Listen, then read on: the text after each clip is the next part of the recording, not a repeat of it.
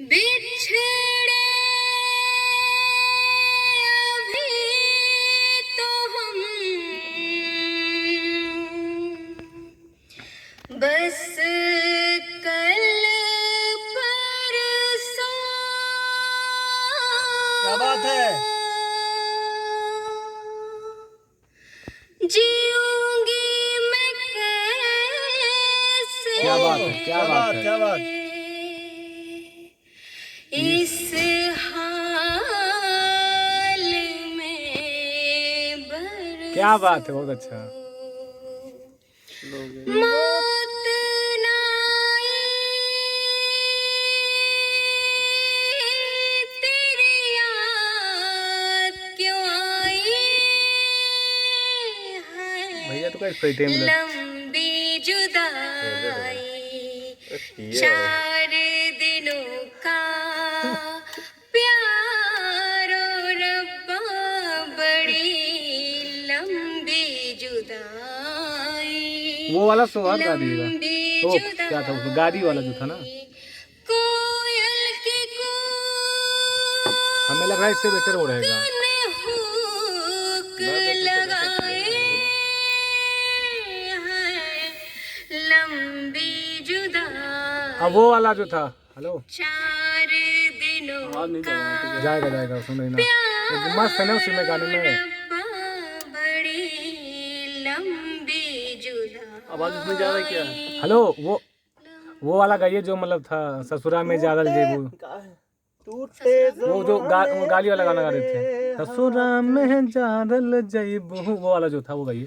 भरी भरी अंजूरी ये बहुत अच्छा लगेगा आपके ऊपर। मोतिया लुटाइब हो दुल्हा दुल्हनिया के आरती उतारिब हो दुल्हा दुल्हनिया के। तनी धीरे धीरे बेगवा बढ़ई हा दुल्हा तनी इनके सब गाने हम रिकॉर्ड करवा धीरे देंगे, पूरा है नहीं? बेगवा बढ़ई हा दुल्हा। गाड़ी मोटर बा तैयार तनी जाके ससुराल चांद जैसन बहुरिया ले अइहा दुल्हा। तनी धीरे धीरे बेगवा बढ़ई हा दुल्हा। अरे हमरी दुआरिया जे बैठे क्या बात? अपन बहिनिया ले बैठे। अरे अपन बहिनिया ले बैठे। अरे अपन बहिनिया ले क्या बात है? अरे हमरी दुआरिया जे बैठे अपन बहिनिया ले बैठे। कभी आग मारूंगी कभी पाछ मारूंगी कभी आगे पीछे दोनों ही साथ मारूंगी। अरे सुन ले साले सुन ले। अरे सुन सुन सुन साले सुन ले। इधर पीछे पीछे पीछे पीछे। कवन मर्दवा वाह। जाले शहर बनारस, कवन मर्दवा जाले शहर बनारस रे मुरलाल बंदा मुरलाल बंदा दुल्हा के बहिनी मांगे हार रे मुरलाल बंदा दुल्हा के बहिनी मांगे हार। भैया हमार जाले शहर बनारस भैया हमार जाले शहर बनारस रे मुरलाल बंदा कौनी तीरवा मांगे हार रे मुरलाल बंदा। क्या बात है? जय हो भैया, जय हो जय हो जय हो जय हो। और गाइए, कोई और गाइए इसी टाइप का, और करिए कोई, जय हो। कोई और करिए इसी टाइप, क्या जी? इसी टाइप का कोई और हो तो गाइए। इसी टाइप का हाँ कोई और है पानी बताइए। मीठा लग रहा है।